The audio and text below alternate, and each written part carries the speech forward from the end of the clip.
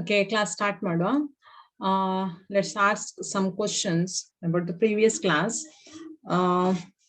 ಮೂರು ದುಂಡು ಮೇಜಿನ ಪರಿಷತ್ ಅಂದ್ರೆ ಮೂರು ದುಂಡು ಮೇಜಿನ ಸಮಾವೇಶವು ಎಲ್ಲಿ ನಡೆಯಿತು?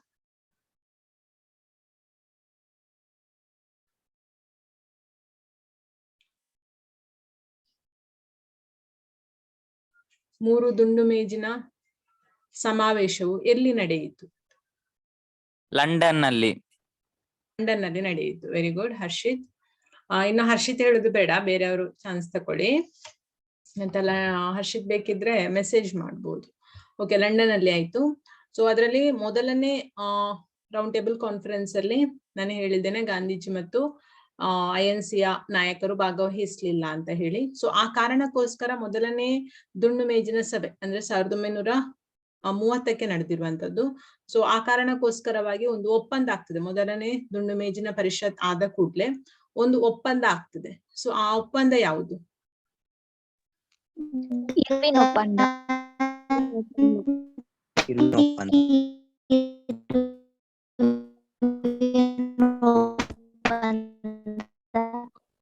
ಓಕೆ ತೃಪ್ತಿ. ಏನು ಅಂತ ಹೇಳಿದ್ರೆ ಗಾಂಧಿ ಇರ್ವಿನ್ ಒಪ್ಪಂದ. ಸೊ ಇದಾದದ್ದು 1931ಕ್ಕೆ ವೈಸ್ರಾಯ್ ಆದಂತ ಇರ್ವಿನ್ ಮತ್ತು ಗಾಂಧಿಯ ನಡುವೆ ನಡೆದಂತಹ ಒಂದು ಒಪ್ಪಂದ ಇದಾಗಿತ್ತು. ಸೊ ನೆಕ್ಸ್ಟ್, ಸೊ ಆ ಕಾರಣಕ್ಕೋಸ್ಕರ ಗಾಂಧೀಜಿ ಎರಡನೇ ರೌಂಡ್ ಟೇಬಲ್ ಕಾನ್ಫರೆನ್ಸ್ ಅಲ್ಲಿ ಭಾಗವಹಿಸ್ತಾರೆ. ಸೊ ಎರಡನೇ ರೌಂಡ್ ಟೇಬಲ್ ಕಾನ್ಫರೆನ್ಸ್ ಆದ ಕೂಡಲೇ ಒಂದು ಒಪ್ಪಂದ ಆಗ್ತದೆ. ಅದು ಯಾರ ನಡುವೆ ಮತ್ತು ಯಾರು, ಯಾವ ಒಪ್ಪಂದ? ತೃಪ್ತಿ ಮತ್ತೆ ಹರ್ಷಿತ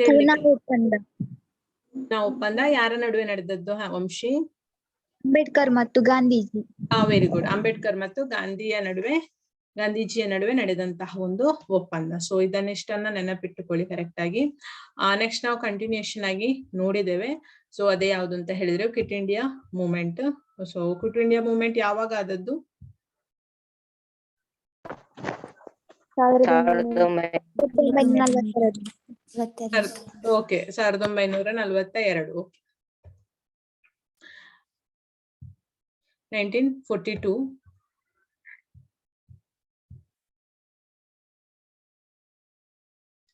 so quit India movement. So ಇದರ ಬಗ್ಗೆ ಸಹ ಸ್ವಲ್ಪ ನೋಡಿದ್ದೇವೆ ನಾವು, ಏನು ಅನ್ನೋದಾಗಿ ಸ್ವಲ್ಪ ನೋಡಿದ್ದೇವೆ. ಕ್ವಿಟ್ ಇಂಡಿಯಾ ಅಂದ್ರೆ ಕ್ವಿಟ್ ಅಂದ್ರೆ ತೊಲಗು, ಹೊರಗೆ ಹೋಗು ಅಂತ ಹೇಳಿ. ಸೊ ಯಾರನ್ನ ಹೊರಗೆ ಹೋಗ್ಲಿಕ್ಕೆ ಹೇಳಿದ್ದು ಅಂತ ಹೇಳಿದ್ರೆ ಬ್ರಿಟಿಷರನ್ನ ಹೊರಗೆ ಹೋಗ್ಲಿಕ್ಕೆ ಹೇಳಿರುವಂತದ್ದು. ಸೊ ಅಲ್ಲಿ ಏನಾಯ್ತು ಅಂತ ಹೇಳಿದ್ರೆ ಸ್ಟಾಫರ್ಡ್ ಕ್ರಿಪ್ಸ್ ಆಯೋಗ ಅನ್ನುವಂಥದ್ದು ಭಾರತಕ್ಕೆ ಬರ್ತದೆ 1942 ಆಗುವಾಗ. ಸ್ಟಾಫರ್ಡ್ ಕ್ರಿಪ್ಸ್ ಅನ್ನುವಂತಹ ಆಯೋಗ. ಸೊ ಅದನ್ನೊಂದು ಬೇಕಿದ್ರೆ ಬರ್ಕೊಳ್ಳಿ. ಸ್ಟಾಫರ್ಡ್ ಕ್ರಿಪ್ಸ್ ಆಯೋಗ ಭಾರತಕ್ಕೆ ಬರುವಂತದ್ದು. ಸೊ ಯಾವ ಆಯೋಗ ಭಾರತಕ್ಕೆ ಬಂದದ್ದಕ್ಕೋಸ್ಕರವಾಗಿ ಈ ಒಂದು ಕ್ವಿಟ್ ಇಂಡಿಯಾ ಮೂವ್ಮೆಂಟ್ ಆದದ್ದು ಅಂತ ಹೇಳಿದ್ರೆ, ಸೊ ಈ ಆಯೋಗದ ಹೆಸರು ಒಂದು ಬರ್ಕೊಳ್ಳಿ. ಫೈನಲ್ ಎಕ್ಸಾಮ್ಗೆ ಕೇಳಲಿಕ್ಕಿಲ್ಲ, ಆದ್ರೆ NTS ಗೆ ಕೇಳುವ ಸಾಧ್ಯತೆ ಇರ್ಬೋದು.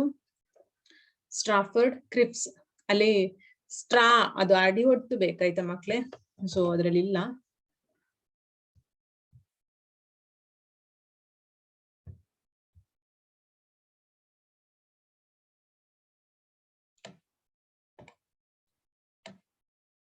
ಸ್ಟ್ರಾ ಮಾಡಿ ಆಯ್ತಾ.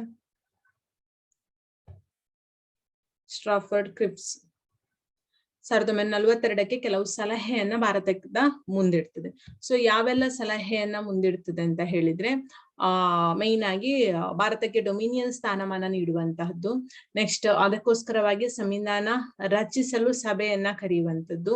ನೆಕ್ಸ್ಟ್ ಹೊಸ ಸಂವಿಧಾನದಲ್ಲಿ ಭಾರತ ಒಕ್ಕೂಟವನ್ನ ಸೇರುವ ಅಥವಾ ಬಿಡುವಂತಹ ಒಂದು ಸ್ವಾತಂತ್ರ್ಯಕ್ಕೆ ಸಂಬಂಧಿಸಿದಂತೆ ರಾಜ್ಯಗಳಿಗೆ ಬಿಡುವಂತಹ ಒಂದು ಸಲಹೆಗಳಿಗೆ ಸಂಬಂಧಿಸಿದಂತಹ ಕೆಲವು ಸಲಹೆಗಳನ್ನ ಈ ಒಂದು ಸ್ಟಾಫರ್ಡ್ ಕ್ರಿಪ್ಸ್ ಅನ್ನುವಂತ ಆಯೋಗ ಮುಂದಿರ್ತದೆ.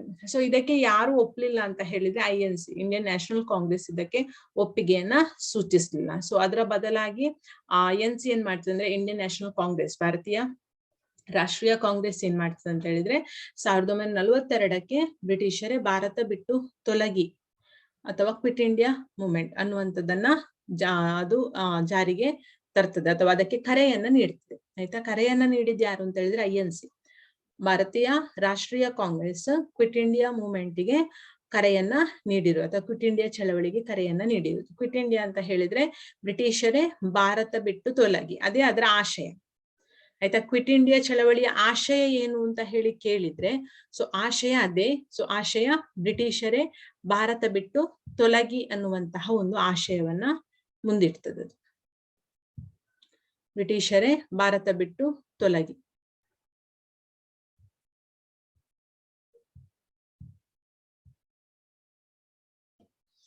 ಆಯ್ತಾ. ಸೊ ಅಲ್ಲಿ ಗಾಂಧೀಜಿ ಒಂದು ಸ್ಟೇಟ್ಮೆಂಟ್ ಇರ್ತದೆ. ಸೊ ಅದು ಏನು ಅಂತ ಹೇಳಿದ್ರೆ, ಮಾಡು ಇಲ್ಲವೇ ಮಡಿ. ಇದನ್ನ ಕೇಳುವ ಸಾಧ್ಯತೆ ಇರ್ತದೆ. ಮಾಡು ಇಲ್ಲವೇ ಮಡಿ ಎನ್ನುವಂತಹ ಕರೆಯನ್ನ ನೀಡಿದಂತಹ ಸ್ವಾತಂತ್ರ್ಯ ಹೋರಾಟಗಾರ ಯಾರು ಅಂತ ಹೇಳಿ, ಅಥವಾ ರಾಷ್ಟ್ರೀಯ ಕಾಂಗ್ರೆಸ್ನ ನಾಯಕ ಯಾರು ಅಂತ ಸಹ ಕೇಳ್ಬೋದು. ಅದು ಗಾಂಧೀಜಿ. ಅದನ್ನ ಬರೀರಿ. ಮಾಡು ಇಲ್ಲವೇ ಮಡಿ ಎನ್ನುವ ಕರೆಯನ್ನು ನೀಡಿದವರು ಗಾಂಧೀಜಿ.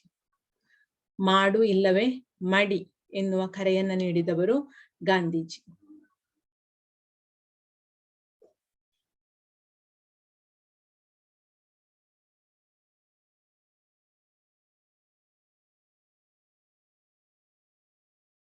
ಮಾಡು ಇಲ್ಲವೇ ಮಡಿ, ಅದಕ್ಕೆ ಅಂಡರ್ಲೈನ್ ಮಾಡಿ, ಮಾಡು ಇಲ್ಲವೇ ಮಡಿ ಎನ್ನುವ ಕರೆಯನ್ನು ನೀಡಿದವರು ಗಾಂಧೀಜಿ. ಸೊ ಈ ಕರೆಯನ್ನ ಮಾಡು ಇಲ್ಲವೇ ಮಡಿ ಅಂತ ಹೇಳಿದ್ರೆ, ಒಂದ ದೇಶಕ್ಕೋಸ್ಕರ ಅಂದ್ರೆ ಹೋರಾಡು ಅಥವಾ ಮಡಿ ಅಂತ ಹೇಳಿದ್ರೆ ನಿಮ್ಗೆ ಅರ್ಥ ಆಗ್ತದೆ ಅದರ ಮೀನಿಂಗ್ ಅಲ್ವಾ. ಸೊ ಈಸಿಯಲ್ಲಿ ಇದೆ, ಮಾಡು ಇಲ್ಲವೇ ಮಡಿ ಅಂತ ಹೇಳಿ. ನಮ್ಮ ಜೊತೆ ಸೇರು ಹೋರಾಟಕ್ಕೋಸ್ಕರ, ಇಲ್ಲ ಅಂತ ಹೇಳಿದ್ರೆ ನೀನು ಮಡಿಬೇಕಾಗ್ತದೆ ಅಂತ ಹೇಳಿ ಅದರ ಅರ್ಥ. ಸೊ ಈ ಒಂದು ಕರೆ ನೀಡಿದಂತಹ ಹಿನ್ನೆಲೆಯಲ್ಲಿ ಸೊ ಅನೇಕ ನಾಯಕರನ್ನ ಬಂಧಿಸಲಾಗ್ತದೆ. ಸೊ ಯಾರನ್ನೆಲ್ಲ ಈ ಸಂದರ್ಭದಲ್ಲಿ ಬಂಧಿಸಲಾಗ್ತದೆ ಅಂತ ಹೇಳಿದ್ರೆ, ಮೇಯ್ನ್ ಆಗಿ ಕರೆ ನೀಡಿದಂತಹ ಗಾಂಧೀಜಿಯನ್ನೇ ಬಂಧಿಸಲಾಗ್ತದೆ.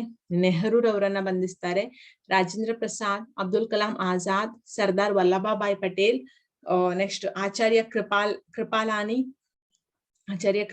ಕಸ್ತೂರ್ಬಾ ಗಾಂಧಿ. ಸೊ ಇಂತಹ ಪ್ರಮುಖ ನಾಯಕರನ್ನ ಕ್ವಿಟ್ ಇಂಡಿಯಾ ಮೂವ್ಮೆಂಟ್ ಅಲ್ಲಿ ಬಂಧಿಸಲಾಗ್ತದೆ. ಆಯ್ತಾ. ಕೇಳಲಿಕ್ಕಿಲ್ಲ ಅಂತ ಹೇಳಿ ಭಾವಿಸುದು, ಅಷ್ಟು ಡೀಪ್ ಆಗಿ ಹೋಗ್ಲಿಕ್ಕಿಲ್ಲ ಅಂತ ಮತ್ತೆ NDS ಅನ್ನೇ ಹೇಳಲಿಕ್ಕೆ ಆಗುದಿಲ್ಲ ಅಲ್ಲ. ಆಯ್ತಾ. ಗಾಂಧೀಜಿ, ನೆಹರು, ರಾಜೇಂದ್ರ ಪ್ರಸಾದ್, ಅಬ್ದುಲ್ ಕಲಾಂ ಆಜಾದ್, ಸರ್ದಾರ್ ವಲ್ಲಭಭಾಯ್ ಪಟೇಲ್, ಆಚಾರ್ಯ ಕೃಪಾಲಾನಿ, ಕಸ್ತೂರ್ಬಾ ಗಾಂಧಿ. ಸೊ ಇವರನ್ನೆಲ್ಲರನ್ನು ಸಹ ಗಾಂಧೀಜಿಯ ಮಾಡು ಇಲ್ಲವೇ ಮಡಿ ಅನ್ನುವಂತಹ ಕರೆಯನ್ನು ಉದ್ದೇಶಿಸಿ ಅಥವಾ ಕ್ವಿಟ್ ಇಂಡಿಯಾ ಮೂವ್ಮೆಂಟ್ ಸಂದರ್ಭದಲ್ಲಿ ಬ್ರಿಟಿಷ್ ಗವರ್ಮೆಂಟ್ ಬಂಧಿಸ್ತದೆ ಈ ನಾಯಕರುಗಳನ್ನ. ಅಲ್ಲಿಗೆ ಏನಾಯ್ತು ಅಂತ ಹೇಳಿದ್ರೆ 1942 ಆಗುವಾಗ, ಅಂದ್ರೆ 1942 ಏನು ಆಗ ಇದ್ದಂತಹ ಪ್ರಮುಖ ನಾಯಕರುಗಳು ಯಾರಿದ್ದಾರೆ ಅವರನ್ನ ಅರೆಸ್ಟ್ ಮಾಡಿತ್ತು ಗಾಂಧೀಜಿ. ಹಾಗಲ್ಲಿ ಏನಾಯ್ತು ಅಂತ ಹೇಳಿದ್ರೆ, ಆ ಮೂವ್ಮೆಂಟಿಗೆ ಲೀಡಿಂಗ್ ತಕೊಂಡು ಹೋಗ್ಲಿಕ್ಕೆ ಯಾರು ಇಲ್ಲದಂತಹ ಪರಿಸ್ಥಿತಿ ಒಂದು ಉದ್ಭವ ಆಗಿ ಬಿಡ್ತದೆ. ಅಂದ್ರೆ ಇದ್ದಂತಹ ಲೀಡರ್ಸ್ ಏನಿದ್ದಾರೆ ಅವರನ್ನೇ ಅರೆಸ್ಟ್ ಮಾಡಿದ್ದಾರೆ ಬ್ರಿಟಿಷ್ ಗವರ್ಮೆಂಟ್. ಸೊ ಆ ಸಂದರ್ಭದಲ್ಲಿ INC ಯನ್ನ ಮುಂದಕ್ಕೆ ತಕೊಂಡು ಹೋಗ್ಬೇಕು, ಸ್ವಾತಂತ್ರ್ಯ ಹೋರಾಟವನ್ನ ಮುಂದಕ್ಕೆ ತಕೊಂಡು ಹೋಗ್ಲಿಕ್ಕೆ ಅಲ್ಲಿ ಪ್ರಮುಖ ನಾಯಕತ್ವವನ್ನ ಗಳಿಸುವಂತವ್ರು ಯಾರು ಇರ್ಲಿಲ್ಲ. ಆಗ ಹೊಸ ನಾಯಕರುಗಳಲ್ಲಿ ಹುಟ್ಟಿಕೊಳ್ತಾರೆ. ಸೊ ಅವರ ಬಗ್ಗೆ ನಾವು ನೋಡ್ಬೇಕಾಗ್ತದೆ. ಆಯ್ತಾ. ಸೊ ನಾಯಕರು ಬಂಧನದಲ್ಲಿದ್ದ ಕಾರಣ ಕಾಂಗ್ರೆಸ್ಸೇತರ ಸಂಘಟನೆಗಳಲ್ಲಿ ಪ್ರಮುಖ ಪಾತ್ರವನ್ನು ವಹಿಸ್ತದೆ. ಸೊ ಆ ಸಂದರ್ಭದಲ್ಲೇ ಉದಯಕ್ಕೆ ಬಂದದ್ದೇ ಯಾವುದು ಅಂತ ಹೇಳಿದ್ರೆ ಸಮಾಜವಾದಿ ಅಥವಾ ಸಮಾಜವಾದಿಗಳು ಆ ಟೈಮಲ್ಲಿ ಒಂದು ನಾಯಕತ್ವಕ್ಕೆ ಬರ್ತಾರೆ. ಆಯ್ತಾ. ಸೊ ಯಾರು ಅಂತ ಹೇಳಿ ನೋಡುವ. ಸೊ ಅದರಲ್ಲಿ ಮೇನ್ ಆಗಿ ಬರುವಂತದ್ದು, ನೀವು ಸಮಾಜವಾದಿ ನಾಯಕರು ಅಂತಲೇ ಬರ್ಕೊಳ್ಬಹುದು ಬೇಕಿದ್ರೆ. ಅಂದ್ರೆ ಅವರನ್ನ ನಾವು ಸಮಾಜವಾದಿ ನಾಯಕರು ಅಂತ ಹೇಳಿ ಬಿಂಬಿಸ್ತೇವೆ. ಸೊ ಅದು ಯಾರು ಅಂತ ಹೇಳಿದ್ರೆ ಜಯಪ್ರಕಾಶ್ ನಾರಾಯಣ್. ನೀವು ಹಾಗೆ ಬರೀರಿ ಬೇಕಿದ್ರೆ, ಸಮಾಜವಾದಿ ನಾಯಕ ಜಯಪ್ರಕಾಶ್ ನಾರಾಯಣ್ ಅಂತಲೇ ಸೈಡ್ ಹೆಡ್ಡಿಂಗ್ ಕೊಡಿ, ಅದೇ ಬೆಸ್ಟ್. ಸಮಾಜವಾದಿ ನಾಯಕ ಜಯಪ್ರಕಾಶ್ ನಾರಾಯಣ್. ಸೊ ಇವರ ಬಗ್ಗೆ ಸಹ 7th ಅಲ್ಲಿ ಉಂಟು ಮಕ್ಳೇ. I am very shocked about that. ಅಂದ್ರೆ ತುಂಬಾ ಆಶ್ಚರ್ಯ ಆಗ್ತದೆ. ಸೇಮ್ ಇದೇ ಲೆಸನ್ ನಾನು ಇವಾಗ 2 ಸಲ ಮಾಡಿದಾಗೆ ನಂಗೆ ಫೀಲ್ ಆಗ್ತದೆ. ಮೊನ್ನೆಷ್ಟೇ NNMS ನ ಮಕ್ಳಿಗೆ ಇದನ್ನೆಲ್ಲ ನಾನು ಎಕ್ಸ್ಪ್ಲೇನ್ ಮಾಡಿದ್ದೆ. ಇವಾಗ ನಿಮಗೆ ಎಕ್ಸ್ಪ್ಲೇನ್ ಮಾಡ್ತಾ ಇದ್ದೇನೆ. ಅಂದ್ರೆ 7th ಲೆಸನ್ ನಾನು NNMS ನವರಿಗೆ ಎಕ್ಸ್ಪ್ಲೇನ್ ಮಾಡಿದ್ದು 7th ಹಿಸ್ಟ್ರಿಯನ್ನ. ಇದೇ ಎಲ್ಲವೂ ಸಮಾಜವಾದಿ ನಾಯಕರು ಅಂತ ಹೇಳಿ. ಸೊ ಅದರಲ್ಲಿ ನಿಮಗಿದ್ದದಕ್ಕಿಂತ ಸ್ವಲ್ಪ ಹೆಚ್ಚೇ ಇತ್ತು ಆ ಸಮಾಜವಾದಿ ನಾಯಕರೆಲ್ಲ. ಸೊ ಅದರಲ್ಲಿ ಸ್ವಲ್ಪ ಹೆಚ್ಚೇ ಇತ್ತು ಅಂತಲೇ ಹೇಳ್ಬೋದು. ಆಯ್ತಾ, ಡೀಟೇಲ್ ಎಲ್ಲ. ಸೊ ನಿಮಗೆ ಆ ಪುಸ್ತಕವನ್ನ 7th ಸೋಷಿಯಲ್ ಪುಸ್ತಕ ಸಿಕ್ಕಿದ್ರೆ ಅಥವಾ ನೆಟ್ಟಲ್ಲೇ ಸಿಕ್ತದಲ್ವ ಈಗ, ಸೊ ಒಮ್ಮೆ ಯಾರಿಗೆ NTSC ಟ್ರೈ ಮಾಡ್ಬೇಕು ಅಂತ ಹೇಳಿ ಉಂಟು, ಸೊ ಅಂತವ್ರೊಮ್ಮೆ ನೋಡಿದ್ರೆ ನಿಮ್ಗೆ ಸ್ವಲ್ಪ ಇನ್ನೂ ಹೆಚ್ಚಿದ್ದಾಗ್ಬೋದು, ಯಾಕೆ ನೀವು 7th ಪಾಠ ಕೇಳಿ ಬಂದವರಲ್ವಾ. ಸೊ ನಿಮಗೆ ಆ ಪಾಠವನ್ನೊಮ್ಮೆ ಓದಿ, ಈಗ NTSC ಇದೊಂದು ಪಾಠ, ನೆಕ್ಸ್ಟ್ ವಾಪಸ್ ನಿಮ್ಗೆ 10th ರೆಗ್ಯುಲರ್ ಕ್ಲಾಸ್ ಅಲ್ಲಿ ಒಮ್ಮೆ ಇದನ್ನು ವಾಪಸ್ ರಿಪಿಟೇಷನ್ ಮಾಡ್ತಾರೆ. ಸೊ ಆಗ ನಿಮಗೆ ಸಮಾಜದಲ್ಲಿ ಸ್ಕೋರಿಂಗಿಗೆ ತುಂಬಾ ಹೆಲ್ಪ್ ಆಗ್ತದೆ ಆಯ್ತಾ. ಟೈಮ್ ಇದ್ರೆ ಒಮ್ಮೆ ನೋಡಿ ಅದನ್ನ 7th ಪುಸ್ತಕವನ್ನ, ಈ ಪುಸ್ತಕವನ್ನ ಓದುವುದಕ್ಕಿಂತ ಮುಂಚೆ ಒಮ್ಮೆ ಅದನ್ನ ಓದಿ ಮತ್ತೆ ಇದನ್ನ ಓದಿ, ಆಗ ನಿಮ್ಗೆ ಖಂಡಿತವಾಗ್ಲೂ ತುಂಬಾ ಹೆಲ್ಪ್ ಆಗ್ತದೆ ಆಯ್ತಾ. ಇವಾಗ ಜಯಪ್ರಕಾಶ್ ನಾರಾಯಣ್ ರವರ ಬಗ್ಗೆ ನೋಡುವ. ಸೊ ಈ ಜಯಪ್ರಕಾಶ್ ನಾರಾಯಣ್ ರವರು ಈ ಒಂದು ಹೋರಾಟದ ಅಥವಾ ಈ ಚಳವಳಿಯ ಒಂದು ನಾಯಕತ್ವವನ್ನ ವಹಿಸಿಕೊಳ್ತಾರೆ ಆಯ್ತಾ. ಆವಾಗಿದ್ದಂತಹ ಈ ಸ್ವಾತಂತ್ರ್ಯ ಹೋರಾಟದ ಚಳವಳಿಯ ನಾಯಕತ್ವವನ್ನ ಜಯಪ್ರಕಾಶ್ ನಾರಾಯಣ್ ವಹಿಸಿಕೊಳ್ತಾರೆ. ಯಾಕೆ ಅಂತ ಹೇಳಿದ್ರೆ, ಆಗಷ್ಟೇ ಇದ್ದಂತಹ INCಯ ಪ್ರಮುಖ ನಾಯಕರನ್ನು ಬ್ರಿಟಿಷ್ ಗವರ್ಮೆಂಟ್ ಅರೆಸ್ಟ್ ಮಾಡಿದಲ್ಲಿ ನಾಯಕತ್ವರು ಇರ್ಲಿಲ್ಲ. ಆ ಕಾರಣಕ್ಕೋಸ್ಕರ ಸಮಾಜವಾದಿ ಬಣದ ಪ್ರಮುಖ ನಾಯಕರು ಅದರ ನೇತೃತ್ವವನ್ನ ವಹಿಸ್ತಾರೆ. ಇದು ಕಾಂಗ್ರೆಸ್ನವರೇ, ಆದ್ರೆ ಸಮಾಜವಾದಿ ಬಣದವರಾಗಿದ್ರು ಅವರು ಆಯ್ತಾ.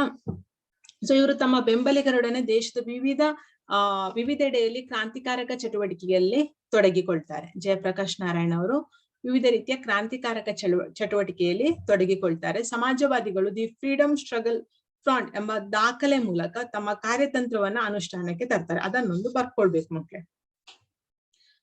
ಎರಡನೇ ಪಾಯಿಂಟ್ ಸಮಾಜವಾದಿಗಳು, ಅಲ್ಲಿಂದ ಬರೀರಿ ಆಯ್ತಾ. ಪಾಯಿಂಟ್ ಫುಲ್ ಬರೆದ್ರು ಆದಿತ್ತು, ಇಷ್ಟನ್ನ ಫುಲ್ ಬರೀರಿ.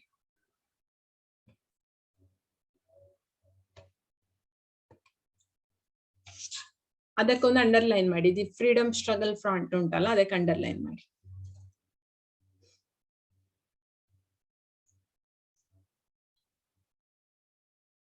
ಸಮಾಜವಾದಿಗಳು ದಿ ಫ್ರೀಡಮ್ ಸ್ಟ್ರಗಲ್ ಫ್ರಂಟ್ ಎಂಬ ದಾಖಲೆ ಮೂಲಕ,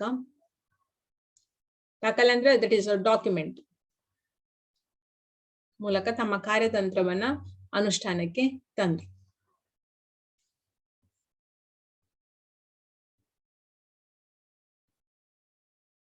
ಅನುಷ್ಠಾನಕ್ಕೆ ತಂದರು, ಅಲ್ಲಿ ತನಕ ಸಾಕು. ತಮ್ಮ ಕಾರ್ಯತಂತ್ರವನ್ನ ಅನುಷ್ಠಾನಕ್ಕೆ ತಂದರು.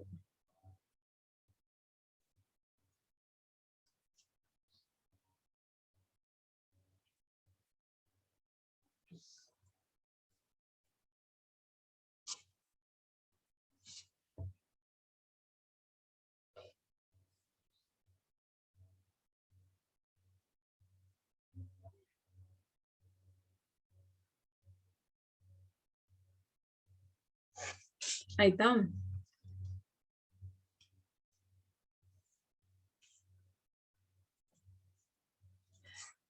ಸೊ ಈ ದ ಫ್ರೀಡಮ್ ಸ್ಟ್ರಗಲ್ ಫ್ರಂಟ್ ಅನ್ನೋದ್ರ ಒಂದು ಕಾರ್ಯತಂತ್ರ ಏನಿದೆ ಅವರದ್ದು, ಸೊ ಆ ಮೂಲಕ ಚಳವಳಿಗೆ ಮತ್ತೆ ಒಂದು ಹೊಸ ದಿಕ್ಕನ್ನ ಕೊಡುವಂತಹ ಪ್ರಯತ್ನವನ್ನ ಈ ಸಮಾಜವಾದಿಗಳು ಮಾಡ್ತಾರೆ. ಸೊ ಈ ಮೂಲಕ ಅವರು ಕಾರ್ಮಿಕರಿಗೆ ತರಬೇತಿಯನ್ನು ಸಹ ನೀಡ್ತಾರೆ ಆಯ್ತಾ.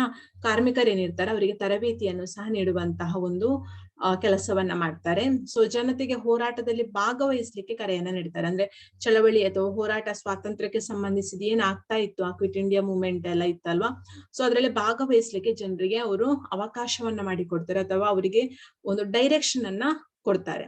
ಸೊ ಕುತೂಹಲದ ಒಂದು ವಿಷಯ ಏನು ಅಂತ ಹೇಳಿದ್ರೆ, ಇದೇ ಟೈಮಲ್ಲಿ ಭಾರತ ಸ್ವಾತಂತ್ರ್ಯಕ್ಕಾಗಿ ನಡೆದ ಹೋರಾಟವು ಭಾರತದ ಗಡಿಯ ಹೊರಗೆ ಸಹ ಪ್ರಾರಂಭ ಆಗ್ತದೆ. ಈ ಟೈಮಲ್ಲಿ ಅಂದ್ರೆ 1942 ಆಗುವಂತ ಆ ಸಂದರ್ಭದಲ್ಲಿ ಸೊ ಒಂದು ಏನು ಕೇವಲ ಭಾರತದ ಒಳಗೆ ಮಾತ್ರ ಅಲ್ಲ, ಭಾರತದ ಹೊರಗಡೆ ಅಂದ್ರೆ ಗಡಿಯ ಆಚೆಗೆ ಸಹ ಒಂದು ಹೋರಾಟ ಅನ್ನುವಂಥದ್ದು ನಡಿಲಿಕ್ಕೆ ಪ್ರಾರಂಭ ಆಗ್ತದೆ. ಸೊ ಈ ಒಂದು ಟೈಮಲ್ಲಿ ಭಾರತಕ್ಕೆ ಸಂಬಂಧಿಸಿದ ಹೋರಾಟದಲ್ಲಿ ಹೊರಗಡೆ ಸಹ ಅದಕ್ಕೆ ಸಂಬಂಧಿಸಿ ಹೋರಾಟ ಆಗಿದಲ್ವಾ. ಸೊ ಅದರಲ್ಲಿ ಬಹಳ ಮುಖ್ಯ ಪಾತ್ರ ವಹಿಸಿದ್ದು ಯಾರು ಅಂತ ಹೇಳಿದ್ರೆ ದಟ್ ಈಸ್ ಸುಭಾಷ್ ಚಂದ್ರ ಬೋಸ್. ಅವರು ಭಾರತದ ಒಂದು ಸ್ವಾತಂತ್ರ್ಯಕ್ಕೆ ಬೇಕಾದ ಹೋರಾಟಕ್ಕೆ ಬೇಕಾದಂತಹ ಸಿದ್ಧತೆಯನ್ನು ಭಾರತದ ಇದ್ದಲ್ಲ, ಭಾರತದ ಹೊರಗಡೆಯೂ ಸಹ ಪ್ರಾರಂಭ ಮಾಡ್ತಾರೆ. ಯಾರು? ಸುಭಾಷ್ ಚಂದ್ರ ಬೋಸ್. ಸೊ ಅದನ್ನ ನೀವು ಇಲ್ಲಿ ಬರಿಬೇಕಾದ ಅಗತ್ಯ ಇಲ್ಲ, ಯಾಕೆಂತ ಹೇಳಿದ್ರೆ ಸುಭಾಷ್ ಚಂದ್ರ ಬೋಸ್ ಅದು ಬೇರೆ ಟಾಪಿಕ್ ಉಂಟು. ಸೊ ಅಲ್ಲೇ ನಾವು ಬರೆಯುವ ಆಯ್ತಾ. ಗಡಿಯ ಆಚೆಗೆ ಸ್ವಾತಂತ್ರ್ಯ ಹೋರಾಟದ ಕಿಚ್ಚನ್ನ ಹಚ್ಚಿದಂತವರು ಯಾರು ಅಂತ ಹೇಳಿದ್ರೆ ಅದು ಸುಭಾಷ್ ಚಂದ್ರ ಬೋಸ್ ಆಯ್ತಾ. ಸೊ ಅದೊಂದು ನೆನಪಿಟ್ಟುಕೊಳ್ಳಿ ಮಾತ್ರ. 1937 ಚುನಾವಣೆಗಳ ನಂತರ ಸರ್ಕಾರದ ಪಾಲ್ಗೊಳ್ಳುವಿಕೆಯಲ್ಲಿ ಮುಸ್ಲಿಂ ಲೀಗ್ ಅನ್ನು ಸರ್ಕಾರ ರಚನೆಯಲ್ಲಿ ಕೈ ಬಿಡ್ತದೆ. ಅಲ್ಲಿ ಏನಾಯ್ತು ಅಂತ ಹೇಳಿದ್ರೆ INC ಮತ್ತು ಮುಸ್ಲಿಂ ಲೀಗ್ ಅದರ ನಡುವೆ ಸ್ವಲ್ಪ ಏನು ಬಿರುಕು ಉಂಟಾಯ್ತು ಅಂತ ಸಹ ನಾವು ಹೇಳ್ಬೋದು. ಆಯ್ತಾ, 1937 ಚುನಾವಣೆಯ ನಂತರ ಇದೊಂದು ಕೆಲಸ ಆಗ್ತದೆ. ಸರ್ಕಾರದ ಪಾಲ್ಗೊಳ್ಳುವಿಕೆಯಲ್ಲಿ ಮುಸ್ಲಿಂ ಲೀಗ್ ಅನ್ನ ಮೆಲ್ಲ ಹೊರಗೆ ಇಡುವಂತಹ ಕೆಲಸ ಆಗ್ತದೆ.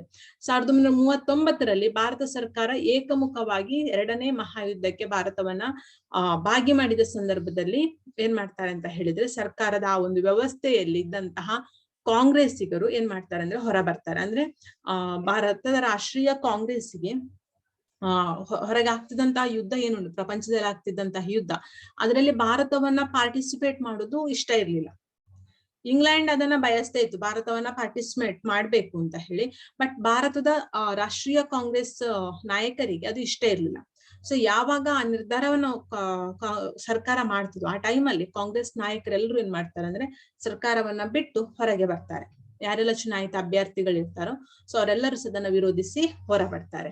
ಸೊ ಆ ದಿನವನ್ನ ಮುಸ್ಲಿಂ ಲೀಗ್ ಏನ್ ಮಾಡ್ತದೆ ಅಂತ ಹೇಳಿದ್ರೆ ವಿಮುಕ್ತಿ ದಿವಸ್ ಅಂತ ಹೇಳಿ ಆಚರಿಸ್ತದೆ.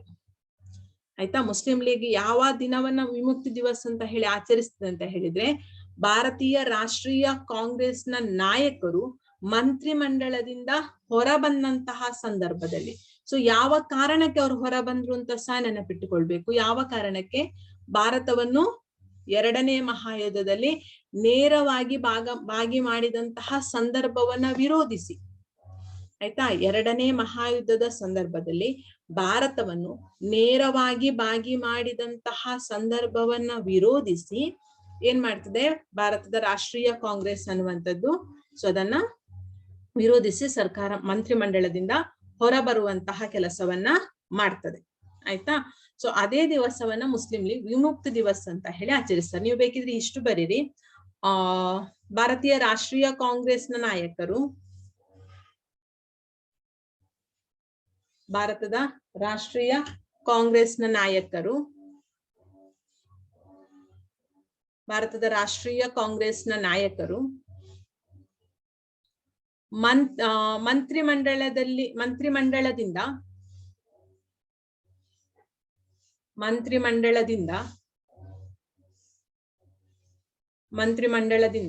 ಹೊರ ಬಂದಾಗ ಮತ್ತೆ ಇಲ್ಲಿ ಎಲ್ಲೋದಲ್ಲಿ ಉಂಟಲ್ಲ ಅದನ್ನೇ ಬರೀರಿ. ಹೊರ ಬಂದಾಗ ಮುಸ್ಲಿಂ ಲೀಗ್ ವಿಮುಕ್ತಿ ದಿವಸ ಆಚರಿಸಿತು ಅಂತೇಳಿ ಅದನ್ನೇ ಬರೀರಿ.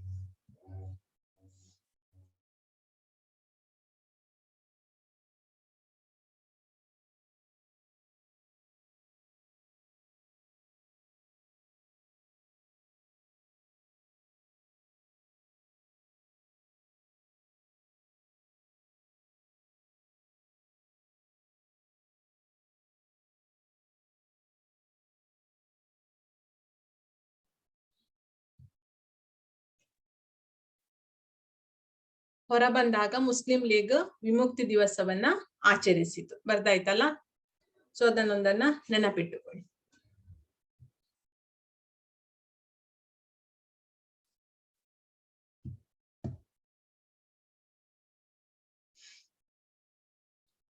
ಸೊ ಯಾವಾಗ ಅದು ವಿಮುಕ್ತಿ ದಿವಸವನ್ನ ಆಚರಿಸ್ತದೋ ಅಥವಾ ಒಂದು ಸೆಲೆಬ್ರೇಷನ್ ಅನ್ನ ಮಾಡ್ತದೋ, ಸೊ ಹೀಗಾಗಿ ಮುಸ್ಲಿಂ ಲೀಗ್ ಭಾರತ ಬಿಟ್ಟು ತೊಲಗಿ ಆಂದೋಲನದಲ್ಲಿ ಭಾಗವಹಿಸುವುದಿಲ್ಲ. ಅಂದ್ರೆ ಏನು ರಾಷ್ಟ್ರೀಯ ಕಾಂಗ್ರೆಸ್, ಗಾಂಧೀಜಿಯನ್ನು ಸೇರಿದಂತೆ ಅನೇಕ ನಾಯಕರುಗಳು ಏನು ಕ್ವಿಟ್ ಇಂಡಿಯಾ ಮೂವ್ಮೆಂಟ್ ಅನ್ನ ಮಾಡ್ತಾ ಇರ್ತಾರೋ, ಸೊ ಆ ಒಂದು ಮೂವ್ಮೆಂಟ್ ಅಲ್ಲಿ ಅಥವಾ ಆ ಒಂದು ಚಳವಳಿಯಲ್ಲಿ ಮುಸ್ಲಿಂ ಲೀಗ್ ಪಾರ್ಟಿಸಿಪೇಟ್ ಮಾಡುದಿಲ್ಲ, ಅದು ಭಾಗವಹಿಸುವುದಿಲ್ಲ. ಸೊ ಅದೇನ್ ಪ್ರಸ್ತಾಪವನ್ನ ಮಾಡ್ತಿದೆ ಮುಸ್ಲಿಂ ಲೀಗ್ ಅಂತ ಹೇಳಿದ್ರೆ, ಭಾರತದ ವಿಭಜನೆ ಆಗುವಂತಹ ಪ್ರಸ್ತಾಪವನ್ನ ಮಾಡ್ತದೆ. ಗೊತ್ತಾಯ್ತಾ? ಭಾರತವನ್ನ ವಿಭಜಿಸುವಂತಹ ಒಂದು ಪ್ರಸ್ತಾಪನೆಯನ್ನ ಮುಸ್ಲಿಂ ಲೀಗ್ ಮಾಡುವಂಥದ್ದು. ನೋಡಿ, ಇಲ್ಲಾದ್ರೆ ಇದಿಷ್ಟು ಒಂದೇ ಆಗಿತ್ತು, ಇದು ಅಖಂಡ ಭಾರತವಾಗಿತ್ತು. ಸೊ ಇದು ಮುಸ್ಲಿಂ ಲೀಗ್ ಆ ಒಂದು ಪ್ರಸ್ತಾಪವನ್ನ ಇಟ್ಟುಕೊಳ್ತದಲ್ಲ, ಸೊ ಆಗ ಇದು ಬೇರೆ ಆಗುವಂಥದ್ದು ಈ ಚಿತ್ರದಲ್ಲಿ ನಿಮಗೆ ಕಾಣ್ತದೆ. ಹೌದಾ? ಸೊ ಅದು ನೆಕ್ಸ್ಟ್ ಗೊತ್ತಾಗ್ತದೆ ಭಾರತದ ವಿಭಜನೆಯಲ್ಲಿ, ಅದು ಕರೆಕ್ಟ್ ಆಗಿ ನಿಮಗೆ ಐಡಿಯಾ ಸಿಗ್ತದೆ. ಸೊ ಇದಿಷ್ಟು ಕ್ವಿಟ್ ಇಂಡಿಯಾ ಮೂವ್ಮೆಂಟ್ ನ ಬಗ್ಗೆ. ಸೊ ಅದೇ ಟೈಮಲ್ಲಿ ಇನ್ನೊಂದು ಕರ್ನಾಟಕದ ಒಂದು ಪ್ಲೇಸ್ ಸ್ವಾತಂತ್ರ್ಯ ಹೋರಾಟದಲ್ಲಿ ಬಹಳ ಮುಖ್ಯ ಪಾತ್ರ ವಹಿಸ್ತದೆ. ಸೊ ಅದು ಯಾವುದು ಅಂತ ಹೇಳಿದ್ರೆ ಈಸೂರು ಘಟನೆ ಅಂತ ಹೇಳಿ ಹೇಳ್ತಾರೆ. ಸೊ ಏನಿದು ಈಸೂರು ಘಟನೆ ಅಂತ ಹೇಳಿದ್ರೆ, ಈಸೂರು ಅಂತ ಹೇಳಿದ್ರೆ ಎಲ್ಲಿ, ಯಾವ ಪ್ಲೇಸ್ ಅಲ್ಲಿ ಬರ್ತದೆ ಅಂತ ಹೇಳಿದ್ರೆ, ಮೈಸೂರು ಸಂಸ್ಥಾನಕ್ಕೆ ಸೇರಿರುವಂತಹ ಶಿವಮೊಗ್ಗ ಜಿಲ್ಲೆಯ ಶಿಕಾರಿಪುರದ ಹತ್ತಿರದ ಒಂದು ಪ್ಲೇಸ್. ಆಯ್ತಾ, ಮೈಸೂರು ಸಂಸ್ಥಾನಕ್ಕೆ ಸೇರಿದ ಶಿವಮೊಗ್ಗ ಜಿಲ್ಲೆಯ ಶಿಕಾರಿಪುರದ ಒಂದು ಪ್ಲೇಸ್ ಅದು ಈಸೂರು. ಅಲ್ಲಿ ಒಂದು ಹಳ್ಳಿಯ ಹೆಸರು ಈಸೂರು. ಆಯ್ತಾ, ಈ ದೊಡ್ಡ ಉಂಟಲ್ಲ ಅದು. ಸೊ ಅಲ್ಲಿ ಏನಾಯ್ತು ಅಂತ ಹೇಳಿದ್ರೆ, ಆ ಹಳ್ಳಿಗೆ ಹೇಗೆ ಹೆಸರಿಟ್ಟಿದ್ದಾರೆ ಅಂತ ಹೇಳಿದ್ರೆ, ಸ್ವತಂತ್ರ ಹಳ್ಳಿ ಅಂತ ಹೇಳಿ ಹೆಸರಿಟ್ಟಿದ್ದಾರೆ. ಆಯ್ತಾ, ಗೊತ್ತಿಲ್ಲ ಕೇಳ್ಬೋದಾ ಅಂತ ಹೇಳಿ, ಬಟ್ ಇನ್ಫಾರ್ಮೇಶನ್ಗೆ ಹೇಳಿ ಬಿಡ್ತೇನೆ ನಾನು. ಸೊ ಸ್ವತಂತ್ರ ಹಳ್ಳಿ ಅಂತ ಹೇಳಿದ್ರೆ ಯಾವುದು ಅಂತ ಹೇಳಿದ್ರೆ, ಶಿವಮೊಗ್ಗ ಜಿಲ್ಲೆಯ ಶಿಕಾರಿಪುರದ ಹತ್ತಿರದ ಈಸೂರು. ಆಯ್ತಾ, ಈಸೂರು ಅನ್ನುವಂತ ಒಂದು ಅಲ್ಲಿ ಏನಂತ ಹೇಳಿದ್ರೆ, ಎಲ್ರು ಸಹ ಗಾಂಧಿ ಟೋಪಿಯನ್ನ ಧರಿಸ್ತಾ ಇದ್ರು. ಸೊ ಅಲ್ಲಿಗೆ ಅಧಿಕಾರಿಗಳು ಪ್ರವೇಶಿಸ್ತಾರೆ. ಅಲ್ಲಿ ತನಕ ಪ್ರವೇಶ ಇರ್ಲಿಲ್ಲ ಆ ಹಳ್ಳಿಗೆ. ಅಧಿಕಾರಿಗಳಿಗೆ ಪ್ರವೇಶ ಇರ್ಲಿಲ್ಲ, ನಿಷೇಧ ಆಗಿತ್ತು ಪ್ರವೇಶ. ಬಟ್ 1942 ಅಲ್ಲಿ ಕ್ವಿಟ್ ಇಂಡಿಯಾ ಮೂವ್ಮೆಂಟ್ ಆದಂತಹ ಸಂದರ್ಭದಲ್ಲಿ ಅಧಿಕಾರಿಗಳು ಅಲ್ಲಿಗೆ ಎಂಟ್ರಿ ಕೊಡ್ತಾರೆ.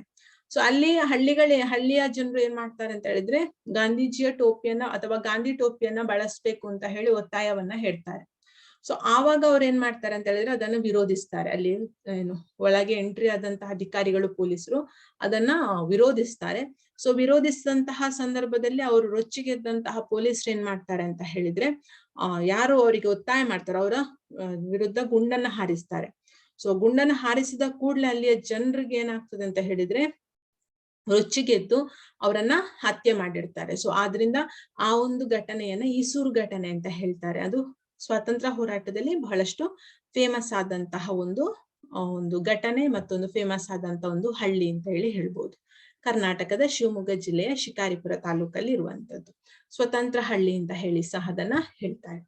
ಸೊ ಕ್ವಿಟ್ ಇಂಡಿಯಾ ಮೂವ್ಮೆಂಟ್ ನ ನಂತರ ಅನೇಕ ಪ್ರತಿಭಟನೆಗಳಾಗ್ತದೆ ಬೇರೆ ಬೇರೆ ರೀತಿಯಲ್ಲಿ. ಕಾರ್ಮಿಕರ ಪ್ರತಿಭಟನೆಗಳು, ರೈತರ ಪ್ರತಿಭಟನೆ ಎಲ್ಲ ನಡೀತದೆ. ನೀವು ಸೈಡ್ ರೀಡಿಂಗ್ ಹಾಗೆಯೇ ಕೊಡಿ, ರೈತರು ಮತ್ತು ಕಾರ್ಮಿಕರ ಪ್ರತಿಭಟನೆ,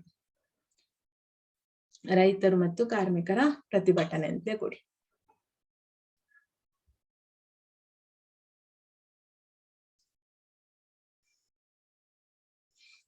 ಸ್ವಾತಂತ್ರ್ಯ ಹೋರಾಟದಲ್ಲಿ ರೈತ ಕಾರ್ಮಿಕರ ಸಂಘಟನೆಗಳ ಹೋರಾಟಗಳು ಅಥವಾ ಪ್ರತಿಭಟನೆ ಚಳವಳಿಗಳು ಸಹ ಬಹಳಷ್ಟು ಮುಖ್ಯ ಪಾತ್ರವನ್ನ ವಹಿಸ್ತದೆ.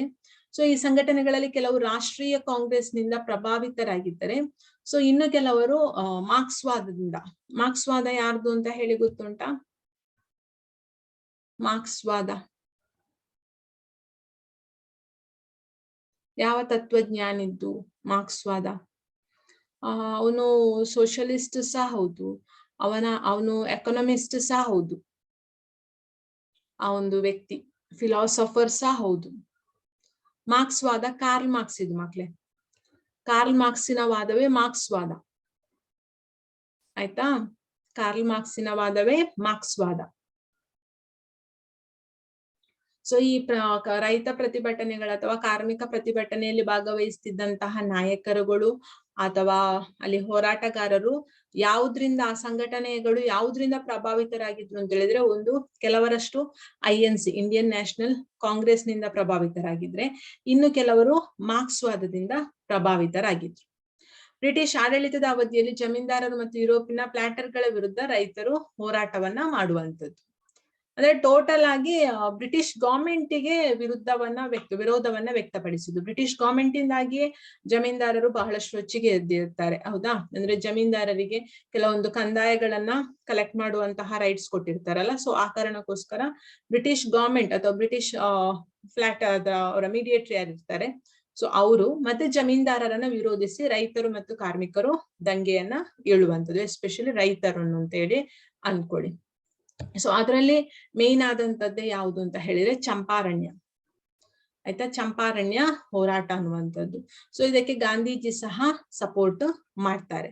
ಸೊ ಏನು ಚಂಪಾರಣ್ಯ ಅಂತ ಹೇಳಿದ್ರೆ, ಅಲ್ಲಿ ಯಾವಕ್ಕೆ ಸಂಬಂಧಿಸಿ ಅಂತ ಹೇಳಿದ್ರೆ, ನೀಲಿ ಬೆಳೆಯನ್ನ ವಿರೋಧಿಸಿ, ಅಂದ್ರೆ ನೀಲಿ ಬೆಳೆಯುವುದನ್ನ ವಿರೋಧಿಸ್ತಾರೆ. ಚಂಪಾರಣ್ಯ ಜಿಲ್ಲೆಯಲ್ಲಿ ನೀಲಿ ಬೆಳೆಯುವುದನ್ನ ವಿರೋಧಿಸ್ತಾರೆ. ಭೂಕಂದಾಯದ ವಿರುದ್ಧ ಹರತಾಳವನ್ನ ನಡೆಸ್ತಾರೆ. ಗಾಂಧೀಜಿಯವರು ಸತ್ಯಾಗ್ರಹದ ಮೂಲಕ ಬ್ರಿಟಿಷ್ ಅಧಿಕಾರಿಗಳ ಮನವನ್ನ ಓಲೈಸಿ ತೆರಿಗೆಯನ್ನ, ಅಲ್ಲಿ ಆ ಪ್ಲೇಸಿಗೆ ವಿಧಿಸಿದಂತಹ ತೆರಿಗೆಯನ್ನ ರದ್ದುಪಡಿಸ್ತಾರೆ. ಆ ಮೂಲಕ ಚಂಪಾರಣ್ಯ ಪ್ಲೇಸ್ ಅಲ್ಲಿ ಆದಂತಹ ಹೋರಾಟವು ಸಹ ಸಕ್ಸಸ್ಫುಲ್ ಆಗ್ತದೆ. ಸೊ ಇದನ್ನು ನಿಮಗೆ ಅಷ್ಟು ಡೀಟೇಲ್ ಆಗಿ ಕೊಡ್ಲಿಲ್ಲ ಯಾವುದು 10th ಬುಕ್ ಅಲ್ಲಿ. 7th ಬುಕ್ ಅಲ್ಲಿ ಅದನ್ನ ಚಂಪಾರಣ್ಯ ಹೋರಾಟ ಅಂತ ಹೇಳಿ ಒಂದು ಟಾಪಿಕ್ ಕೊಟ್ಟಿಬಿಟ್ಟಿದ್ದಾರೆ. ಆಯ್ತಾ. ಸೊ ತುಂಬಾ ಡೀಟೇಲ್ ಆಗಿ ಚೆನ್ನಾಗಿದೆ ಅದರಲ್ಲಿ. ಆಯ್ತಾ. ಇನ್ಫಾರ್ಮೇಶನ್ ಬೇಕಿದ್ರೆ ನೋಡಿ. ಚಂಪಾರಣ್ಯ ಹೋರಾಟ ಯಾವುದಕ್ಕೆ ಸಂಬಂಧಿಸಿ ಅಂದ್ರೆ ನೀಲಿ ಬೆಳೆಗಾರರಿಗೆ ಸಂಬಂಧಿಸಿ. ನೀಲಿ ಬೆಳೆಗಾರರು ಚಂಪಾರಣ್ಯ ಹೋರಾಟ ಹಾಗೆ ಬರೀರಿ. ಚಂಪಾರಣ್ಯ ಹೋರಾಟ ನೀಲಿ ಬೆಳೆಗಾರರಿಗೆ ಸಂಬಂಧಿಸಿ. ನೀಲಿ ಬೆಳೆಗಾರರಿಗೆ ಸಂಬಂಧಿಸಿದ ಹೋರಾಟ.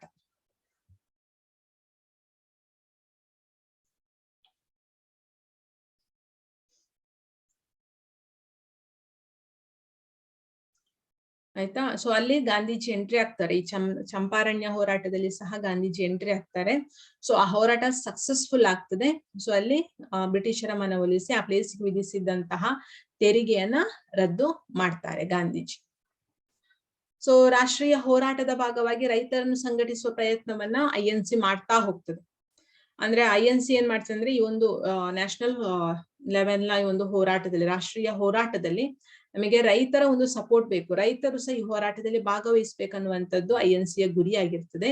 ಸೊ ಆ ಮೂಲಕ ಚಂಪಾರಣ್ಯದಲ್ಲಿ ಹೋರಾಟ ಆಗ್ತದೆ. ಇನ್ನೊಂದು ಕೇಡಾ ರೈತರ ಹೋರಾಟ. ಕೇಡಾ ಅದನ್ನು ಸಹ ಬರೀರಿ. ಕೇಡಾ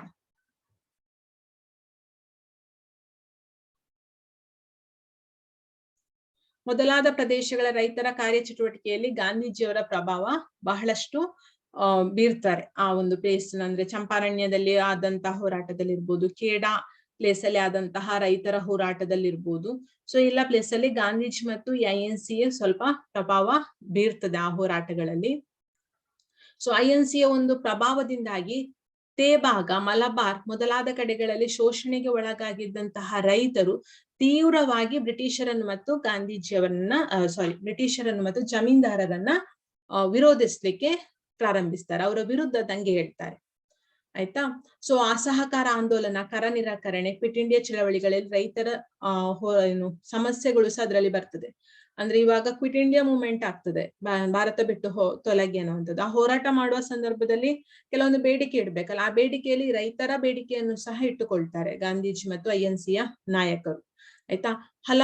ಹಲವಾರು ಹೋರಾಟಗಳು ಎಡಪಂಥೀಯ ವಿಚಾರಧಾರೆಗಳಿಗೆ ರಚನೆಗೊಂಡ ಕಿಸಾನ್ ಸಭಾದಡಿಯಲ್ಲಿ ಸಂಘಟಿತ ಆಗ್ತದೆ. ಸೊ ಇದಷ್ಟು ನೀವು ಬರೀಲಿಕ್ಕೆ ಏನು ಅಷ್ಟು ದೊಡ್ಡ ಇಲ್ಲ, ಆದ್ರೆ ಫೈನಲ್ ಎಕ್ಸಾಮಿಗಿಲ್ಲ ಮಕ್ಳು. ಇದಕ್ಕೆ ಸಂಬಂಧಿಸಿ ಕ್ವಶನ್ ಇರ್ತದೆ. ಸ್ವಾತಂತ್ರ್ಯ ಹೋರಾಟದಲ್ಲಿ ರೈತರ ಪ್ರತಿಭಟನೆಯನ್ನು ವಿವರಿಸಿ ಅಂತ ಹೇಳಿ, ಅಥವಾ ಸ್ವಾತಂತ್ರ್ಯ ಹೋರಾಟದಲ್ಲಿ ಕಾರ್ಮಿಕರ ಪ್ರತಿಭಟನೆಯನ್ನು ವಿವರಿಸಿ ಅಂತ, ಅಥವಾ ರೈತರು ಮತ್ತು ಕಾರ್ಮಿಕರ ಪ್ರತಿಭಟನೆಯನ್ನು ವಿವರಿಸಿತ್ತು. ಸೊ 10th ಎಕ್ಸಾಮ್ ನ ದೃಷ್ಟಿಯಿಂದ ಇಂಪಾರ್ಟೆಂಟ್ ಟಾಪಿಕ್ ಇದು. ಇದು NTSC ಗೆ ಸಂಬಂಧಿಸಿ ಅದ ಒಂದು ಚಂಪಾರಣ್ಯದಲ್ಲಿ ಯಾರು ಕೇಳಿದ್ರೆ ಅದರಿಂದ ಅದನ್ನ ಬರಿಸಿದ್ ನಾನು. ನೆಕ್ಸ್ಟ್ NTSC ಗೆ ಅಷ್ಟೊಂದು ಕೇಳಲಿಕ್ಕಿಲ್ಲ, ಅಂದ್ರೆ 1 marks ಗೆ ಸಂಬಂಧಿಸಿ ನಾನು ಹೇಳುದು. ಫೈನಲ್ ಎಕ್ಸಾಮ್ಗೆ ದಿಸ್ ವೆರಿ ಇಂಪಾರ್ಟೆಂಟ್, ತುಂಬಾ ಇಂಪಾರ್ಟೆಂಟ್ ಆದಂತಹ ಒಂದು ಟಾಪಿಕ್ ಇದು.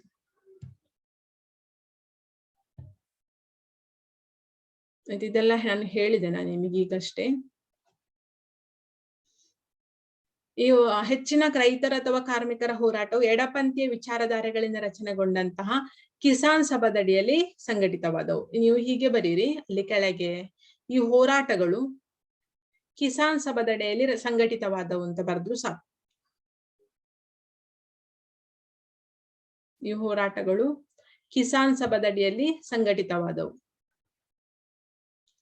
ಕಿಸಾನ್ ಸಭಾದಡಿಯಲ್ಲಿ ಸಂಘಟಿತವಾದವು.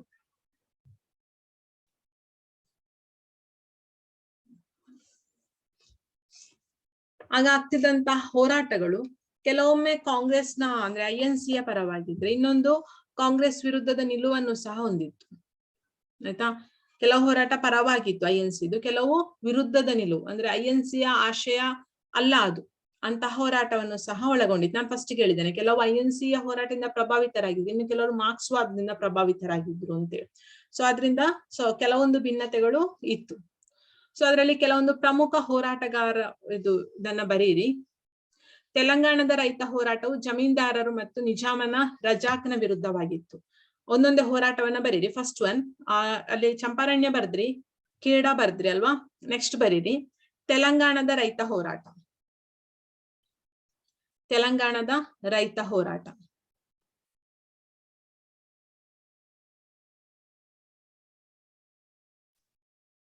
ಸೊ ಇದು ತೆಲಂಗಾಣದ ರೈತ ಹೋರಾಟ ಯಾವುದಕ್ಕೆ ರಿಲೇಟೆಡ್ ಆದ್ದು ಅಂತ ಹೇಳಿದ್ರೆ, ಅಥವಾ ಯಾರನ್ನು ವಿರೋಧಿಸಿ ಅಂತ ಅಲ್ಲೇ ಡ್ಯಾಶ್ ಹಾಕಿ ಬರೀರಿ. ಜಮೀನ್ದಾರರು ಮತ್ತು ನಿಜಾಮ ರಜಾಕನ ವಿರುದ್ಧ. ಜಮೀನ್ದಾರರು ಹಾಗೂ ನಿಜಾಮನಾದ ರಜಾಕನ ವಿರುದ್ಧದ ಹೋರಾಟ. ಇದನ್ನ ಕೇಳ್ಬೋದು NTSC ಅಲ್ಲಿ.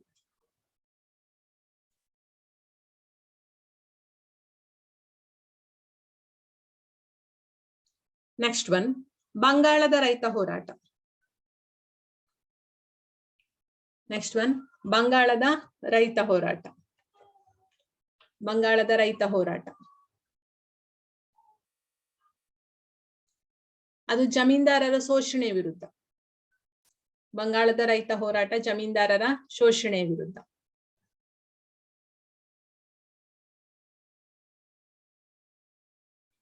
ನೆಕ್ಸ್ಟ್ ಲಾಸ್ಟ್ ಒನ್, ಮಹಾರಾಷ್ಟ್ರದ ರೈತ ಹೋರಾಟ.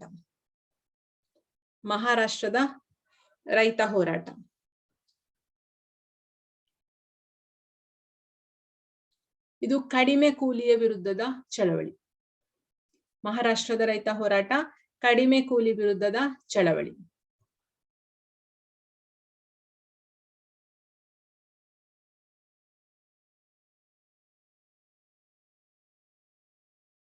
ಆಯ್ತಾ? ಈಗ ಒಮ್ಮೆಲ್ಲ ಹೇಳ್ತೇನೆ. ಚಂಪಾರಣ್ಯ ಮತ್ತು ಕೇಡ ನೀಲಿ ಬೆಳೆಗಾರರಿಗೆ ಸಂಬಂಧಿಸಿದಂತ ಹೋರಾಟ. ಆಯ್ತಾ? ಚಂಪಾರಣ್ಯ ಮತ್ತು ಕೇಡ ನೀಲಿ ಬೆಳೆಗಾರರಿಗೆ ಸಂಬಂಧಿಸಿದ್ದು. ನೆಕ್ಸ್ಟ್ ಬಂದದ್ದು ತೆಲಂಗಾಣದ ರೈತ ಹೋರಾಟ ಜಮೀನ್ದಾರರು ಮತ್ತು ನಿಜಾಮನಾದಂತಹ ರಜಾಕನ ವಿರುದ್ಧದ್ದು. ನೆಕ್ಸ್ಟ್ ಬಂಗಾಳದಲ್ಲಿ ಜಮೀನ್ದಾರರ ಶೋಷಣೆ ವಿರುದ್ಧ ಹೋರಾಟ ಆದದ್ದು. ನೆಕ್ಸ್ಟ್ ಮಹಾರಾಷ್ಟ್ರದ ರೈತ ಹೋರಾಟ ಕಡಿಮೆ ಕೂಲಿಯ ವಿರುದ್ಧ ಹೋರಾಟ. ಕ್ಲಿಯರ್ ಅಲ್ಲ? ಇದಿಷ್ಟು ರೈತ ಪ್ರತಿಭಟನೆಗಳು. ಲಾಂಗ್ ಆನ್ಸರ್ ನಿಮಗೆ 10th ಎಕ್ಸಾಮ್ ಬರೀಲಿಕ್ಕೂ ಇದು ಹೆಲ್ಪ್ ಆಗ್ತದೆ. ಅಲ್ಲಿ ಬರೆಯುವಾಗ ಸೆಂಟೆನ್ಸ್ ಮಾಡಿ ಬರೀರಿ ಕ್ಲಿಯರ್ ಆಗಿ. ಇಲ್ಲಿ ನಾನು ಪಾಯಿಂಟ್ಸ್ ಕೊಟ್ಟದಷ್ಟೇ. ಕ್ಲಿಯರ್ ಇದು? ಇದಿಷ್ಟು ಕ್ಲಿಯರಾ? ರೈತ ಪ್ರತಿಭಟನೆ ಕ್ಲಿಯರಾ?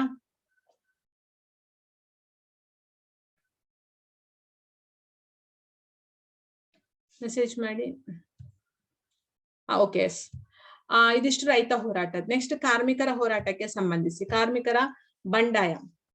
ಆಯ್ತಾ? ಕಾರ್ಮಿಕರ ಬಂಡಾಯ ಹೇಗೆ, ಎಲ್ಲಿ, ಯಾವಾಗ ಸ್ಟಾರ್ಟ್ ಆಯ್ತು ಅನ್ನೋದಾಗಿ. ದ ಫಸ್ಟ್ ಟೈಮ್ ಕಾರ್ಮಿಕರ ಹೋರಾಟ ಅನ್ನುವಂಥದ್ದು 1827 ನಲ್ಲಿ ಕಲ್ಕತ್ತಾದಲ್ಲಿ ಪ್ರಾರಂಭ ಆದದ್ದು. ಆಯ್ತಾ? ಕಾರ್ಮಿಕರ ಹೋರಾಟವು 1827ರಲ್ಲಿ ಕಲ್ಕತ್ತಾದಲ್ಲಿ ಆರಂಭ ಆಯಿತು. ಸೊ ವೆರಿ ಇಂಪಾರ್ಟೆಂಟ್, ಟಿಕ್ ಮಾಡಿಕೊಳ್ಳಿ.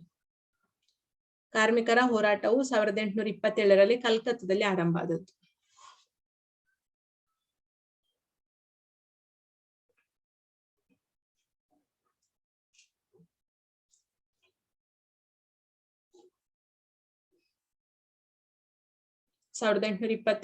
ಕಲ್ಕತ್ತಾ.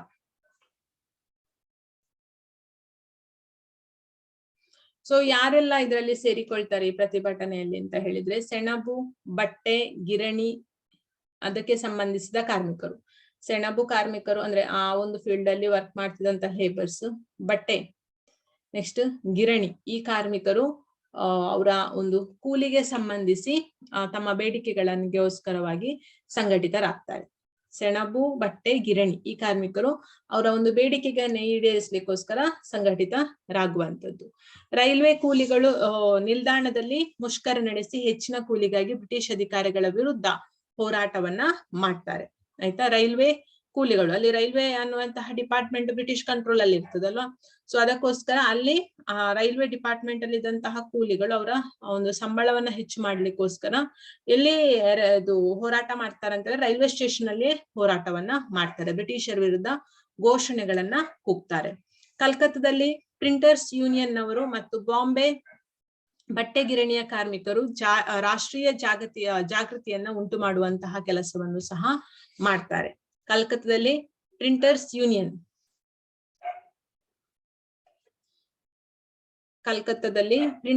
ಯೂನಿಯನ್, ಅವರು ಮತ್ತೆ ಬಾಂಬೆಯಲ್ಲಿ ಬಟ್ಟೆ ಗಿರಣಿಯ ಕಾರ್ಮಿಕರು.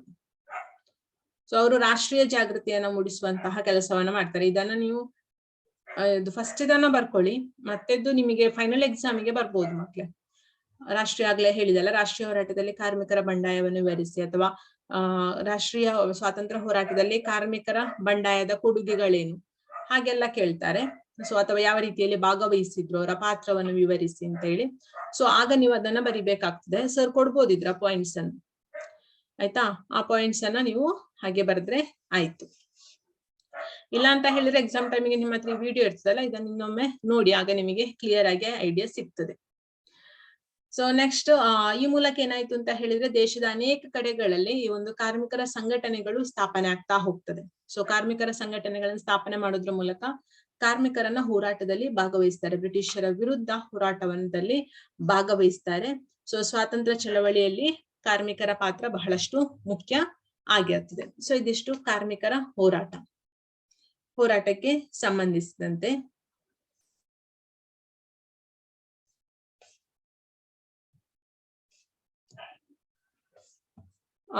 ಅದನ್ನೊಂದು ಬರ್ಕೊಳ್ಳಿ, ಮದ್ರಾಸ್ ಇದನ್ನ, ಆಯ್ತಾ? ಮದ್ರಾಸ್ನಲ್ಲಿ ಲೇಬರ್ ಯೂನಿಯನ್ ಸ್ಥಾಪನೆಗೊಂಡಿತ್ತು ಅಂತ ಹೇಳಿ. ಮದ್ರಾಸ್ನಲ್ಲಿ ಲೇಬರ್ ಯೂನಿಯನ್ ಸ್ಥಾಪನೆಗೊಂಡಿತ್ತು. ಮದ್ರಾಸ್ನಲ್ಲಿ ಲೇಬರ್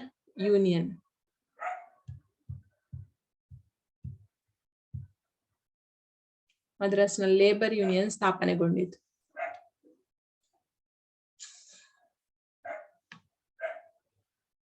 ಅದೊಂದು ಹೇಳಲಿಕ್ಕೆ ಅಂದ್ರೆ ಬರೆಸ್ಲಿಕ್ಕೆ ಬಿಟ್ಟೋಯ್ತು, ಅದನ್ನು ಹೇಳಲಿಕ್ಕೂ ಬಿಟ್ಟೋಯ್ತು. ಮದ್ರಾಸ್ನಲ್ಲಿ ಲೇಬರ್ ಯೂನಿಯನ್ ಸ್ಥಾಪನೆಗೊಂಡಿತು. ಸೊ ಈ ಮೂಲಕ ಫಸ್ಟ್ ಗೆ ಮದ್ರಾಸ್ನಲ್ಲಿ ಲೇಬರ್ ಯೂನಿಯನ್ ಸ್ಟಾರ್ಟ್ ಆದ್ದು. ಲೇಬರ್ ಅಂದ್ರೆ ಕಾರ್ಮಿಕ, ಆಯ್ತಾ? ಸೊ ಆ ಮೂಲಕ ದೇಶದ ಅನೇಕ ಕಡೆಗಳಲ್ಲಿ ಕಾರ್ಮಿಕರಿಗೆ ಸಂಬಂಧಿಸಿದಂತಹ ಅನೇಕ ಸಂಘಟನೆಗಳು ಅಥವಾ ಯೂನಿಯನ್ಗಳು ಪ್ರಾರಂಭ ಆಯಿತು. ಸೊ ಈ ಮೂಲಕ ಕಾರ್ಮಿಕರ ಬೇಡಿಕೆಗಳನ್ನ ಮುಂದಿಡುದು, ಸೊ ಅದರ ಜೊತೆಯಲ್ಲಿ ಸ್ವಾತಂತ್ರ್ಯ ಹೋರಾಟದ ಒಂದು ಉದ್ದೇಶವು ಸಹ ಫುಲ್ಫಿಲ್ ಆಗ್ತಾ ಇತ್ತು ಕಾರ್ಮಿಕರ ಹೋರಾಟದ ಮೂಲಕವಾಗಿ. ಸೊ ಇಲ್ಲಿಗೆ ರೈತರ ಹೋರಾಟ ಮತ್ತು ಕಾರ್ಮಿಕರ ಹೋರಾಟ ಆಯ್ತು. ನೆಕ್ಸ್ಟ್ ಬುಡಕಟ್ಟು ಒಂದು ಸಮುದಾಯದ ಒಂದು ಜನಾಂಗದವರ ಬಂಡಾಯ, ಬುಡಕಟ್ಟು ಬಂಡಾಯಗಳು. ಇದೆಲ್ಲ ಫೈನಲ್ ಎಕ್ಸಾಮಿಗೆ ಮಕ್ಳೇ ಇದೆಲ್ಲ ಅಂದ್ರೆ ಯಾವ್ದು ಕೊಡ್ತಾರೆ ಅಂತ ಹೇಳಿ ಹೇಳಲಿಕ್ಕೆ ಆಗುದಿಲ್ಲ. ನೀವೆಲ್ಲ ಫುಲ್ ಸ್ಕೋರ್ ಮಾಡುವಂತ ಮಕ್ಕಳಾದ ಕಾರಣ ಇದನ್ನ ಯಾವ್ದನ್ನು ಸ್ಕಿಪ್ ಮಾಡುವ ಹಾಗೆ ಇರುದಿಲ್ಲ, ಆಯ್ತಾ? ಸೊ ಈಗ ನಾವು ಜನರಲ್ ಆಗಿ ಹೇಳ್ತೇವೆ ಈ ಪಾಠದಲ್ಲಿ ಗಾಂಧೀಜಿದ್ದು ಇಂಪಾರ್ಟೆಂಟ್, ಅಂಬೇಡ್ಕರ್, ಸುಭಾಷ್ ಚಂದ್ರ ಬೋಸ್ ಇದೆಲ್ಲ ನೆನಪಿಟ್ಟುಕೊಳ್ಳಿ ಅಂತ ಹೇಳಿ. ಬಟ್ ರೈತರ ಹೋರಾಟ, ಕಾರ್ಮಿಕರ ಹೋರಾಟ, ಬುಡಕಟ್ಟು ಬಂಡಾಯದ ಹೋರಾಟ, ಈ ಮೂರರಲ್ಲಿ ಯಾವ್ದನ್ನಾದ್ರೂ ಒಂದನ್ನು ಕೇಳುವಂತಹ ಚಾನ್ಸಸ್ ತುಂಬಾ ಇರ್ತದೆ. ಅದರಿಂದ ಇದನ್ನು ಸಹ ನೋಡಿಕೊಳ್ಬೇಕಾಗ್ತದೆ ನೀವು, ಆಯ್ತಾ? ಸೊ ಬುಡಕಟ್ಟು ಬಂಡಾಯದ ಹೋರಾಟವನ್ನ ನೆಕ್ಸ್ಟ್ ಕ್ಲಾಸ್ ಅಲ್ಲಿ ನೋಡುವ. ಸೊ ಅದಾದ್ಮೇಲೆ ನಿಮಗೆ ಅಲ್ಲಿ ಬರುವಂತದ್ದು ಸುಭಾಷ್ ಚಂದ್ರ ಬೋಸ್, ಡಾಕ್ಟರ್ BR ಅಂಬೇಡ್ಕರ್ನವರ ಬಗ್ಗೆ ಬರ್ತದೆ. So the same time Jawaharlal Nehru. So ಅದು ಮೂರು ಸಹ ಇಂಪಾರ್ಟೆಂಟ್, ಅಂದ್ರೆ ಯಾವ್ದು ಕೇಳ್ತಾರೆ ಅಂತ ಹೇಳಲಿಕ್ಕೆ ಆಗುದಿಲ್ಲ. ನೆಕ್ಸ್ಟ್ ಭಾರತದ ವಿಭಜನೆ, ಮಹಮ್ಮದ್ ಅಲಿ ಜಿನ್ನಾ ಅವರ ಪಾತ್ರ, ಆಯ್ತಾ? ಸೊ ಇದಿಷ್ಟು 4 ವ್ಯಕ್ತಿಗಳ ಬಗ್ಗೆ ನೋಡ್ಲಿಕ್ಕೆ ಉಂಟು. ಅದಾದ್ಮೇಲೆ ವಿಭಜನೆ ಹೇಗೆ ಆಗ್ತದೆ ಅಂತ ಅಲ್ಲಿಗೆ ಈ ಪಾಠ ಎಂಡ್ ಆಗ್ತದೆ. ತುಂಬಾ ದೊಡ್ಡ ಲೆಂದಿ ಆದಂತಹ ಒಂದು ಪಾಠ ಇದು, ಆಯ್ತಾ? ಸೊ ಇಲ್ಲಿಗೆ ಈ ಕ್ಲಾಸ್ ಎಂಡ್ ಮಾಡ್ತೇನೆ. ನೆಕ್ಸ್ಟ್ ಅಲ್ಲಿ ಅದನ್ನ ಆದಷ್ಟು ಕವರ್ ಮಾಡ್ಲಿಕ್ಕೆ ನೋಡುವ. ಓಕೆ, ನೆಕ್ಸ್ಟ್ ಮೇ ಬಿ ನಿಮಗೆ ಕ್ಲಾಸ್ ಸ್ಟಾರ್ಟ್ ಆದ